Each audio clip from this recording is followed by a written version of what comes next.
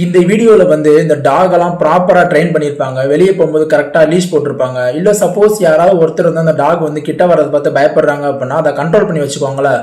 அவங்களுக்காண்டி இந்த வீடியோ கிடையாது, சரிங்களா?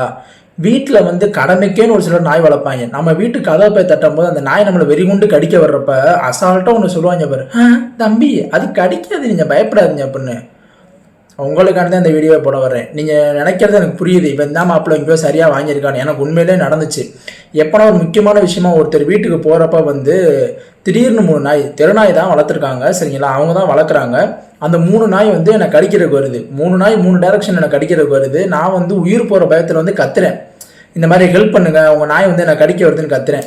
உள்ளேருந்து வேகமாக 5 நிமிஷம் கழிச்சு ஒரு லேடி வந்து ஏன் கத்துறேன்னு கேட்டுச்சு. நான் கூட வந்து நாயத்தான் அப்படி கேட்குதுன்னு நினச்சா அது அந்த லேடி என்னையே கேட்குது, நீ ஏன் கத்துற அப்படின்னு. ஏங்க நாய் கடிக்க வருதுங்க அப்படின்னா, ஏன் தம்பி இந்த நாய் கடிக்காது தம்பிங்குது. ஒத்தா எனக்கு தெரியுமா நாய் கடிக்காதுன்னு? அசால்ட்டாக சொல்கிறீங்க வந்து நாய் கடிக்காதுன்னு. ஒரு 3 நாய் சேர்ந்து என்னை குதறி போட்டிருந்தேன், என்ன பண்ணியிருப்ப?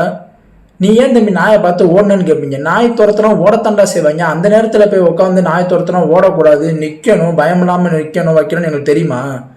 இந்த நாய் வளர்க்க தெரிஞ்சவங்க ஒன்று நாய் வளர்க்க தெரிஞ்சால் நாய் வளங்க, இல்லை தயவு செஞ்சு வளர்க்காதீங்க. ஒழுங்காக லீஸ் போட்டு கூப்பிட்டு போங்க. என் நாய் நல்ல ட்ரெயின் நாய், எங்கள் வீட்டில் யாருமே கடிச்சது இல்லைன்னா மயிறு ஒன்றை கடிக்காது மயிறு, வேறு யார் வீட்டுக்காவது போகும்போது அவங்க வீட்டில் இருக்க நாய் ஒன்றை இந்த மாதிரி பண்ணும்போது தான் உனக்கு தெரியும், சரியா? உங்களுக்கு இந்த மாதிரி நடந்துருந்துச்சு அப்படின்னா அந்த எக்ஸ்பீரியன்ஸை மறக்காமல் நம்ம கமெண்ட் செக்ஷனில் சொல்லுங்கள் நண்பர்களே.